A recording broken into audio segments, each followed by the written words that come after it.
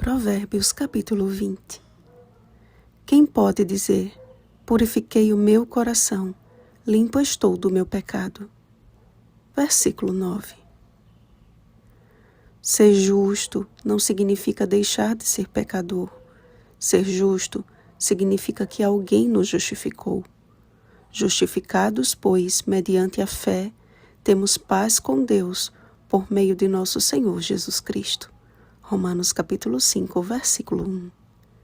Cristo assumiu a nossa culpa ao entregar a sua vida na cruz e nos concedeu o privilégio da salvação por meio do seu sacrifício e ressurreição. Porém, todos nós estamos sujeitos ao pecado até que ele venha pela segunda vez e nos liberte de uma vez por todas. O apóstolo Paulo comparou o pecado com uma lei que rege a nossa natureza pecaminosa. Mas vejo nos meus membros outra lei que, guerreando contra a lei da minha mente, me faz prisioneiro da lei do pecado que está nos meus membros. Romanos capítulo 7, versículo 23. Isto é, a partir do momento em que aceitamos pela fé a justiça de Cristo, inicia-se uma batalha entre o bem e o mal em nós mesmos. Batalha que só terá fim quando estivermos selados para a redenção. Apocalipse capítulo 7, versículo 3. Quando Jesus foi confrontado pelos líderes judeus acerca do adultério de uma mulher, a sua sabedoria fez com que todas as pedras caíssem ao chão. Aqueles líderes não tiveram argumentos diante de tais palavras. Aquele que dentre vós estiver sem pecado, seja o primeiro que lhe atire pedra. João capítulo 8, versículo 7. Certamente, o primeiro atrevido a lançar uma pedra seria ele mesmo apedrejado pelos demais. Era considerado uma grande blasfêmia afirmar tal coisa. A Bíblia afirma que todos nós nos extraviamos e nos corrompemos. Salmo 14, versículo 3. Por isso, necessitamos de um advogado, do único que é verdadeiramente justo, Jesus Cristo, o justo. 1 João capítulo 2, versículo 1. Quando aceitamos a Cristo como Senhor e Salvador de nossa vida, inicia-se uma metamorfose espiritual. É como se Deus olhasse do céu e, ao invés de enxergar a nossa natureza pecaminosa, Ele notasse que há um casulo que nos reveste, que é a justiça de Cristo. E somente se permanecermos dentro deste seguro revestimento, alcançaremos a plenitude da vida.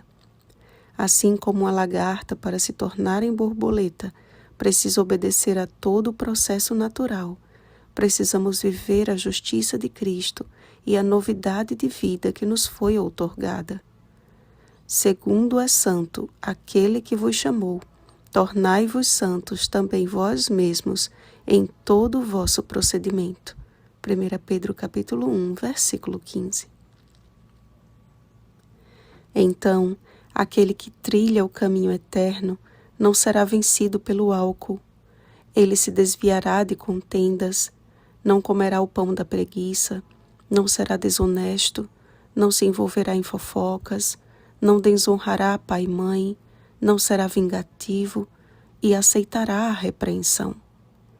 Cada provérbio tem nos ensinado e como um guia de sobrevivência nos fortalecido para o conflito espiritual que travamos a cada dia.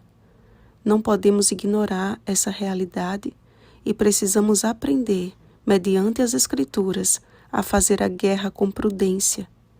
Tome posse da armadura de Deus, Efésios capítulo 6, versículo 11. E erga a espada do Espírito, que é a palavra de Deus, com toda a oração e súplica, orando em todo tempo no Espírito. Efésios capítulo 6, versículos 17 ao 18. E os teus passos serão dirigidos pelo Senhor. Santo Deus, o pecado fez separação entre nós e o Senhor. Mas Jesus nos estendeu uma ponte no abismo e por seu sacrifício fomos justificados. Agora, Pai, queremos andar contigo E isso significa que queremos ser santificados, sendo preparados para a volta do nosso Redentor. Toma-nos pela mão e habilita-nos para recebermos o poder do Teu Espírito. Em nome de Jesus. Amém. Vigiemos e oremos. Bom dia, justificados pela fé em Cristo Jesus. Oremos pelo batismo do Espírito Santo.